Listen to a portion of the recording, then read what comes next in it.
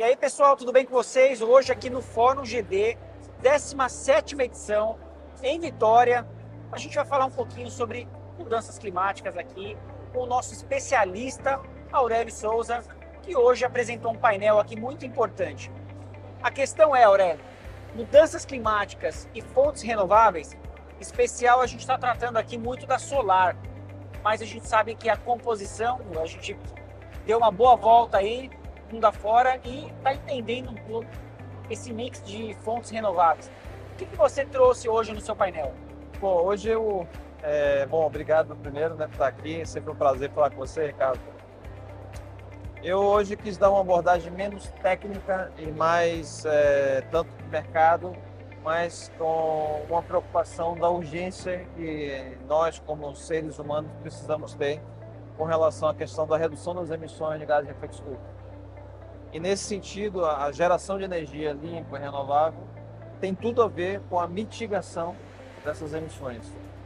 Então, quanto mais a gente gera energia a partir de solar, eólica ou de uma biomassa sustentável, a gente está deixando de gerar energia com carvão, com gás, com outro tipo de combustível fóssil bastante emissor. Quando a gente faz uma transição para veículos elétricos, estamos deixando de queimar combustível fóssil, por aí vai. E globalmente falando, a questão da geração de energia com fonte fóssil é o principal emissor de gás de efeito estufa. Então eu vim falar aqui aproveitei uma apresentação que eu fiz com um treinamento que a gente fez com o Al Gore, o ex-vice-presidente americano, e ele tem um grupo que chama Climate Reality, que discute essas questões globais e como a importância da gente tomar ação agora e mudar toda a nossa matriz energética e a forma como a gente consome e gera energia. Então, eu falei principalmente sobre energia solar e eólica, falei bastante sobre os acontecimentos extremos que estão acontecendo, e aí trouxe o exemplo agora recente de São Paulo, foi uma fatalidade, mas como o uso mais intensificado de geração limpa e renovável poderia mitigar esses efeitos climáticos que estão acontecendo agora. Você acha que o caminho hoje, quando a gente fala no mix de possibilidades de fontes renováveis, você acha que a fonte solar é a fonte de maior rapidez nessa inserção? Acho por várias razões, mas a principal é que a fonte solar ela hoje é uma das mais baratas, mais abundante, mais democrática.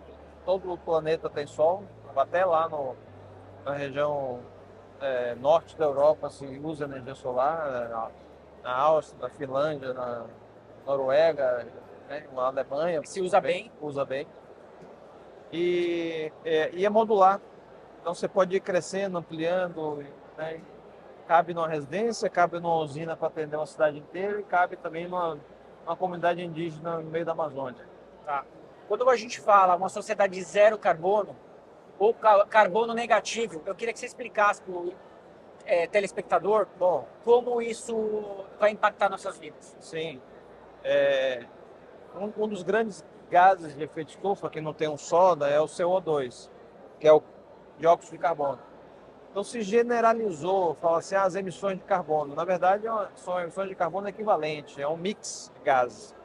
Quando você queima gasolina no motor de um veículo, o que sai na descarga não é CO2, é CO2, é CO, NO, NOx, SOx, é uma série de coisas com poder de poluição menor, ou até às vezes maior do que o CO2. Então se normatizou em falar em carbono ou carbono equivalente, mas basicamente se referindo ao CO2, que é um dos mais emitidos nessa queima, né?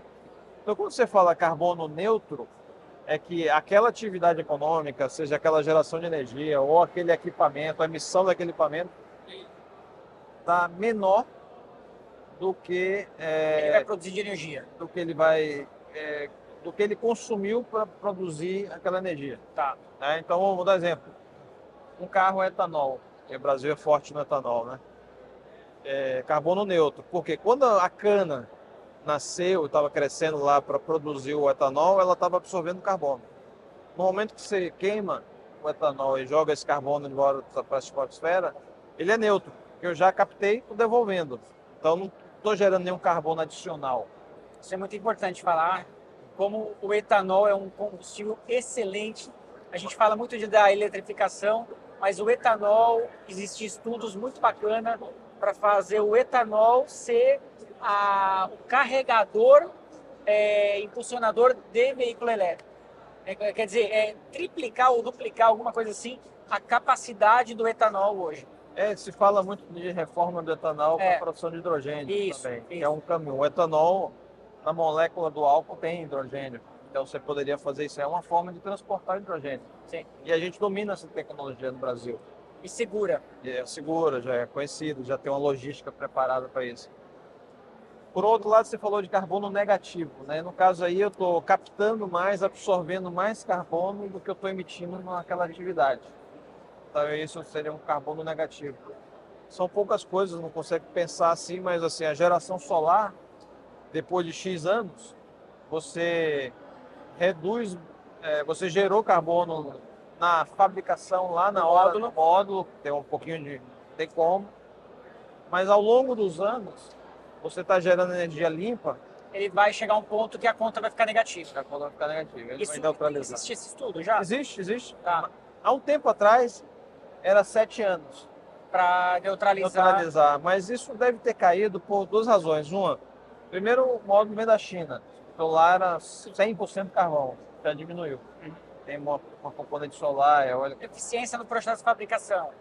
Então já diminui o conteúdo de carbono no módulo fotovoltaico, ou numa turbina eólica, ou num gasificador. Enfim, as tecnologias vão diminuindo as suas emissões, porque são mais eficientes, tem uma queima melhor, mas ao mesmo tempo também na própria produção você tem uma energia de fonte renovável.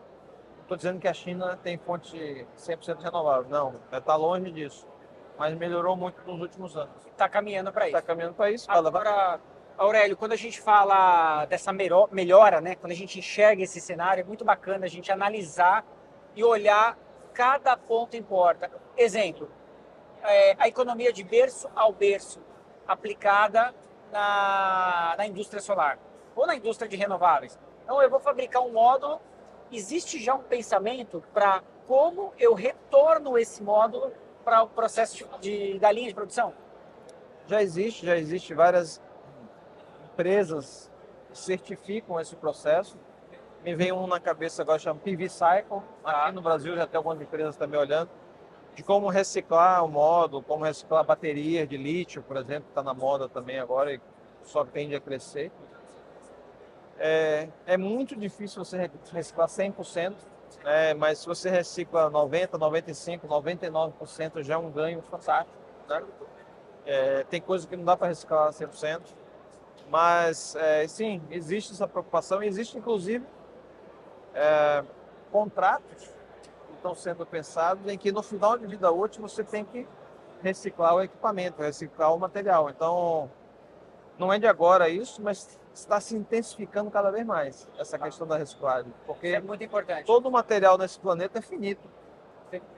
Então, não existe material que deveria ir para o lixo, né? Não existe material que deveria. Existe material que deve se pensar o retorno dele para a natureza. Qualquer que seja na compostagem, na parte orgânica, na biodigestão ou na gasificação, produção de gás de síntese, alguma coisa tem que ser feita. O pior cenário é enterrar ele, botar na terra e cobrir. Vivo. É isso aí. Pessoal, fique ligado na programação solar.tv.br. É isso aí, obrigado mais uma vez. E lembrando, pessoal, rapidão, o Aurélio participa da NSI Energy, que é uma empresa especializada em energia no Brasil. É isso aí. Tá bom, então obrigado.